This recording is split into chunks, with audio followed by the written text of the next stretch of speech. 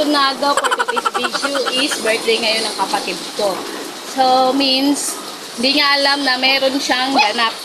Dahil nga, nasa trabaho siya at sabi niya is wala daw siyang handa. Kaya medyo nag-e-emote siya ngayon. So, ayan nga po yung ibibigay ng aking kapatid na mga dala niya. Siyempre, at yan din yung mga ibibigay ng mga pamangkin ko at wala sila dahil nga is surprise ngayon kapatid ko na may birthday ngayon na nasa trabaho. So, tingnan natin yung mga gift na marireceive niya dahil birthday niya ngayon. Tara! Po yung mga pinamili na ibibigay sa kanya. Kasama na rin dito yung gift. At syempre, hindi mawawala yung cake. At ang grocery na gustong-gusto niya daw.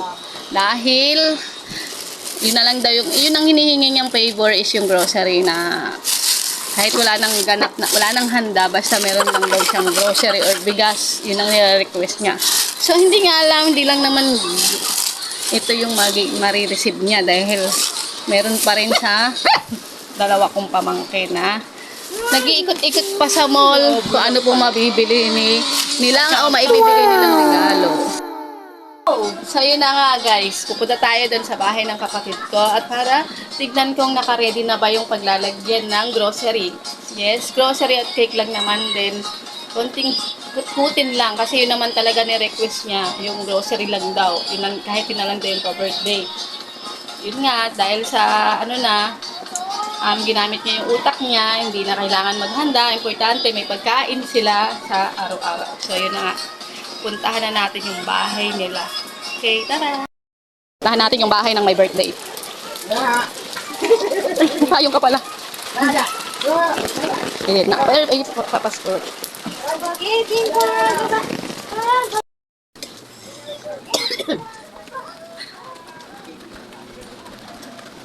Saan na yung ano? Yun na nga, pauwi na siya at siyempre inutusan ko siya nang bumili ng pansit sa kanto. Kaya nung nakauwi na siya, chinat niya ako na malapit-lapit na siya kaya inabangan ko. Then ang gusto niya nga doon nga sa bahay gaganapin or kakainin yung pansit na pinabili ko sa kanya. Ang sinabi ko na lang is magkaaway kami ng pamangkin ko pero hindi niya alam may nag-aantay na surprise doon sa loob ng bahay niya. So ayan guys, tignan niyo at panoorin niyo kung paano siya na surprise.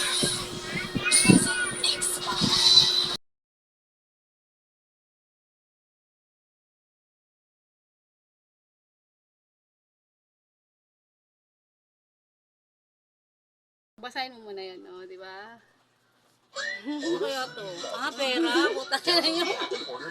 Wala akong Diba? pera. Kanino to? Mga karok. Eh, anong mo na yan?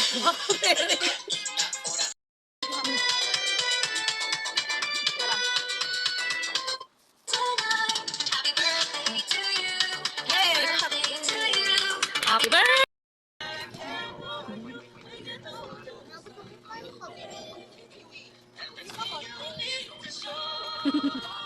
Yung message to. At yung message sa'yo pinaan niya.